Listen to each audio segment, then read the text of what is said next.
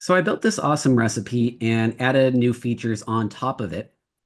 But what if, when I'm testing some of these new features, I realize my recipe is not working the way I thought it would, and now I don't even remember how to get back to where I was before. How do I get back to that earlier point and get a do-over? Luckily, there's a very easy way to fix this. There's a way out for us. So we just have to click exit. And then on the recipe page here, we're going to switch from the recipe tab to the versions tab. And every time the recipe is saved, it's going to create a new version. And we can see which one is the current version.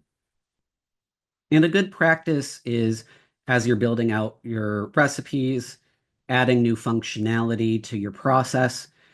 If there's going to be a big change coming, you might want to add some comments to your versions, checking if issues already exist.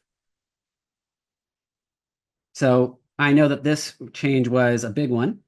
And if I want to go back to an earlier one, so my previous one, which did not have the checking, I can do a couple things by clicking in. I could click compare to current version to see side by side what the differences are between the two. Maybe I don't necessarily want to roll back the whole version. Maybe I just want to compare to see what the differences were between an earlier version and the current one so that I could see, oh, this is the thing I change. This is how I can get back to where I want to be.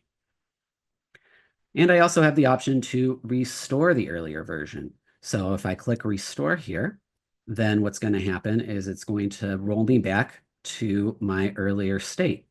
So I messed around with my recipe. I didn't like what came out of it. All good. I can wipe the slate clean and try again. And also too, if you go back to your versions, you'll see that a new version is created. And so I can add a comment here that will say something like rolled back to before issue checking.